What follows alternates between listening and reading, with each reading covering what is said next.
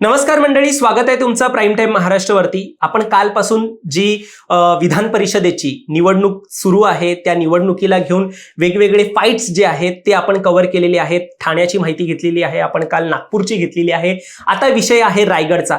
रायगडमध्ये तरी big fight होत नाहीये, मात्र तरी देखील इथलं राजकारण जे आहे ते कमालीचं तापलेलं आहे। निवडणूक बिनविरोध होऊन देखील इकडचं राजकारण कमालीचं तापलेलं आहे।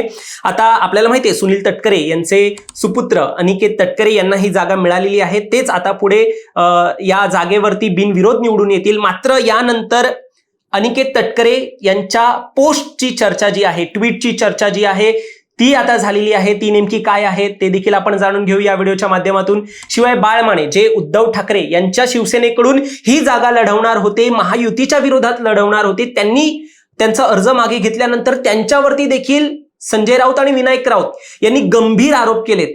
ते आरोप काय आहे हे देखील आपण या व्हिडिओच्या माध्यमातून जाणून घेऊया। आणि याशिवाय रोहित पवारांनी देखील या एका जागेच्या नंतर म्हणजे ही जागा बिनविरोध स्वरूपात जेव्हा अनिकेत तटकरे यांच्याकडे जाते तेव्हा त्यांनी देखील एक ट्विट केलेला आहे।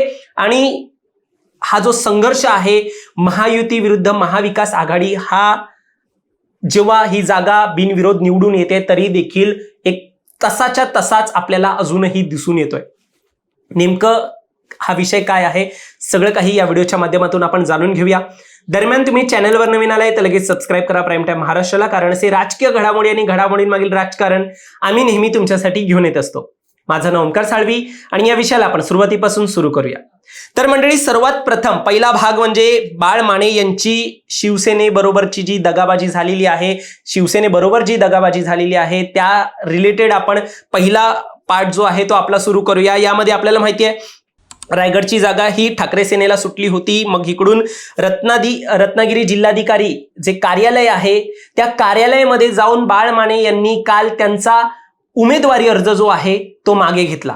अचानक हा अर्ज मागे घेतल्यावरती सगळ्यांनाच धक्का बसला। जिकडे चुरशीची निवडणूक झाली असती तीच निवडणूक कुठेतरी एकंदरीत बिनविरोधाची झाल्यामुळे शिवसेने म्हणजे ठाकरेच्या शिवसेनेकडून देखील एक नाराजी व्यक्त करण्यात आली। आता बाळ मानेंची ही फूट कशी शक्य झाली आहे ते आधी मी तुम्हाला सांगतो। पहिलं म्हणजे या सगळ्यामध्ये सोबत बाळ माने यांच्या सोबत त्यांच्या चर्चेसाठी कोण दिसलं असेल तर भाजपचे नेते नितेश राणे यांनी यामध्ये सगळ्यात मोठा पुढाकार घेतला असल्याचं देखील सांगितलं जात आहे। आणि स्वतः बाळ माने यांनी देखील सांगितलंय की त्यांची या सगळ्या बाबतीत फडणवीसांशी देखील चर्चा झाली आहे। नेमकी कशी चर्चा झाली, काय झाली ते मी तुम्हाला सांगतो।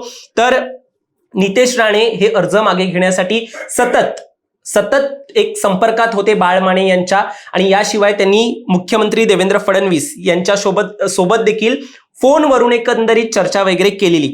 आता या सगळ्यानंतर पक्षाच्या विरोधात कार्यवाही झाल्यानंतर म्हणजे जेव्हा ते रत्नागिरी जिल्हाधिकारी कार्यालयामध्ये गेले, बाळ माने अर्ज मागे घेण्यासाठी जेव्हा गेले त्यावेळेला एकंदरीतच माने यांच्या सोबत महायुतीमधले महत्वपूर्ण नेते होते उदय सामंत यांनी देखील या सगळ्याला पाठिंबा दिला होता असं देखील म्हटलं जात आहे। त्यामुळे हे सगळं शक्य त्यामुळे झालेलं आहे। आता या सगळ्यानंतर विनायक राऊत यांनी बाळ माने यांना गद्दार म्हटलेलं आहे आणि संजय राऊत यांनी देखील त्यांच्यावरती खूप मोठे आरोप केलेले आहेत। त्यांनी सरळ म्हटलेलं आहे की 25 कोटी रुपये इतके पैसे जे आहेत ते फक्त उमेदवारी अर्ज मागे घेण्यासाठी बाळ माने यांनी एक घेतलं असल्याचं म्हटलं जात आहे। आता ते आरोप आहेत, संजय राऊत यांचे आरोप आहेत आणि विनायक राऊत यांचे आरोप आहेत। मात्र यामागे बाळ माने स्पष्ट म्हणतायत की पुरावे द्या। जर तुम्ही असं म्हणताय तर पुरावे द्या, पुरावे असतील तर मी राजकीय संन्यास घेईन, अशा प्रकारचं वक्तव्य जे आहे ते बाळ माने या संदर्भात आता ते करताना पाहायला मिळत आहे। आता माने यांना फडणवीसांनी जेव्हा फोन केला, मुख्यमंत्री देवेंद्र फडणवीसांनी जेव्हा फोन केला तेव्हा स्वतः माने काय म्हणालेत की त्यांनी मला म्हटलं की 55 मतं घेऊन का उभा राहतोयस। फडणवीस साहेबांनी अशा प्रकारचं वक्तव्य केलं असल्याचं माने म्हणतात। आणि याशिवाय जर त्यांनी बोलवलं तर मी भाजपमध्ये जाईन, अशा प्रकारची भूमिका जी आहे ती आता माने यांनी व्यक्त केलेली आहे। जेव्हा बाळ माने यांच्यावरती राऊतांनी आरोप केले की त्यांनी एकूणच कोट्यवधी रुपये जे आहेत ते फक्त अर्ज मागे घ्यायला घेतलेले आहेत, मग अशामध्ये माने यांनी देखील त्याला तोडीस तोड असं उत्तर देण्याचा प्रयत्न केला। ते म्हणाले की 2024ला उमेदवारी ही मला त्यांना द्यायची नव्हती, म्हणजे विनायक राऊत यांना माने यांना 2024 मध्ये उमेदवारी द्यायची नव्हती आणि विनायक राऊत हे नेहमी सेटिंग करत असतात या अशा गोष्टींमध्ये, आणि ते का आता मला बोलतायत, एकूणच विनायक राऊत यांना त्यांनी डोमकावळा म्हणून देखील या टीकेमध्ये एक उल्लेख करताना ते पाहायला मिळाले. आता अनेक डील केल्याचा आरोप स्वतः बालमाने यांनी देखील राऊतांवरती एक लावलेला आहे. म्हणजे त्यांची संघटित पातळीवरती कोकणामध्ये अशा प्रकारचे डील हे स्वतः विनायक राऊत करत असतात. अशा प्रकारचा आरोप लावत माझं तोंड उघडायला लावू नका, अशा पद्धतीमध्ये, अशा एका टोनमध्ये जी टीका जी आहे ती बाळमाने या संपूर्ण प्रकरणाला आता घेऊन करतायत. म्हणजे एकूणच शिवसेनेकडून देखील आरोप चालू आहेत आणि इथून बाळमाने देखील अर्ज मागे घेतल्यानंतर ते देखील आरोप करतायत. आता या सगळ्यामध्ये बाळमाने यांची उमेदवारी जी आहे ती मागे घेण्याची शक्यता कशी निर्माण झाली, त्याच्यासाठी आपल्याला एक पार्श्वभूमी जाणून घेणं देखील, त्यांची पार्श्वभूमी जाणून घेणं देखील तितकंच महत्वाचं आहे. बाळमाने हे मूळचे रत्नागिरीचे आहेत आणि ते भाजपचे माजी आमदार होते. रत्नागिरी संगमेश्वर या भागातले ते आमदार होते. त्यानंतर त्यांना 2024ला त्यांना उमेदवारी मिळाली नाही. त्यानंतर ते UBT मध्ये गेलेले आणि तिकडून मग त्यांनी उदय सामंत यांच्या विरुद्ध एक लढत दिली, मात्र तिकडे उदय सामंत जिंकून आले. आणि आता बाळमाने यांचं जे राजकीय पुनर्वसन जे आहे ते करण्याचा प्रयत्न एकूणच UBT कडून या विधान परिषदेची उमेदवारी देऊन करण्याचा प्रयत्न होता. मात्र कितपत ही जागा जिंकता आली असती हा प्रश्नच आहे. म्हणजे फडणवीसांनी स्वतः म्हटलं की 55 मतं घेऊन कशाला तुमच्या राजकीय करिअरला एक डाग लावून घेताय, तुम्ही अर्ज मागे घ्या, अशा स्वरूपात जेव्हा त्यांना कन्व्हिन्स करण्यात आलं तेव्हा त्यांनी हा अर्ज मागे घेतला.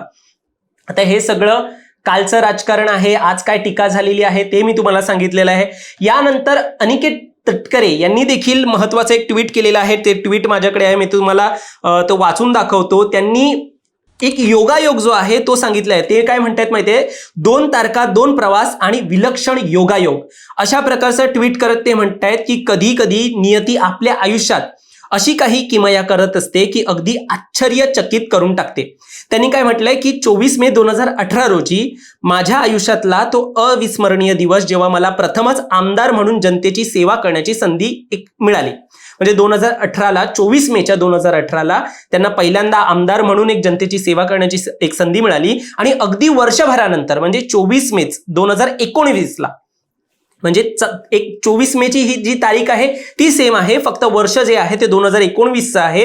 आणि यावेळेला माननीय खासदार सुनीलजी तटकरे साहेब प्रथमच लोकसभेवर निवडून गेले. म्हणजे एका वर्षानंतर हा जो त्याच तारखेचा योग जो आहे तो त्यांनी अगोदर सांगितला. आणि काळाने पुन्हा एक विलक्षण वर्तुळ पूर्ण केलं असं देखील तटकरे म्हणतायत, अनिकेत तटकरे म्हणतायत. आणि ते म्हणतायत यावेळेला 4 जून 2024 रोजी जनतेने साहेबांवर पुन्हा एकदा विश्वास ठेवत त्यांना दुसऱ्यांदा खासदार म्हणून एक दिल्लीच्या संसदेत पाठवलं.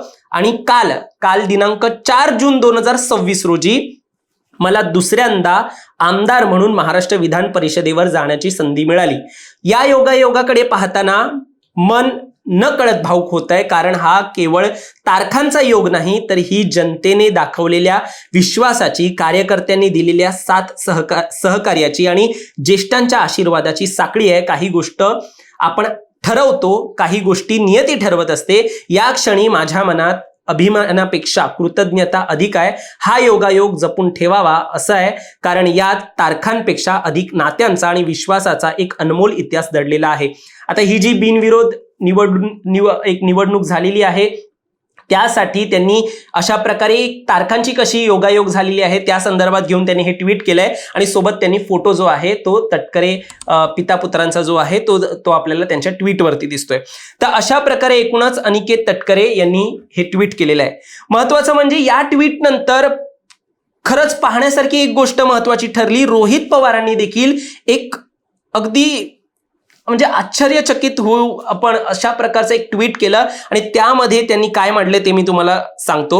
रोहित पवारांच्या याच्या ट्विटमध्ये आपल्याला एक फोटो पाहायला मिळतोय. त्या फोटोमध्ये त्यांनी एका हॉटेलचं काहीतरी बिल अशा स्वरूपाचं एक काहीतरी इमेज दिसते तशी त्यांनी टाकलेली आहे. त्यामध्ये ते ट्विटमध्ये म्हणतायत की सत्तेतील तिन्ही घटक पक्षातील नेत्यांचा खरात प्रकरणात थेट संबंध असूनही आतापर्यंत त्यापैकी केवळ एकाच व्यक्तीला टार्गेट करण्यात आलं, अशा प्रकारचं ट्विट त्यांनी लिहिलेलं आहे. पुढे ते म्हणतात की टार्गेट केलेल्या या व्यक्तीसोबत असलेली दुसरी व्यक्ती राजकीय दृष्ट्या अधिक वजनदार असूनही ते मात्र खरात प्रकरणातून नामनिराळे राहिले. आणि आता तर खासदारकी आणि मंत्री पदापाठोपाठ विधान परिषदेची आमदारकी ही स्वतःच्याच घरात त्यांनी ठेवलेली आहे.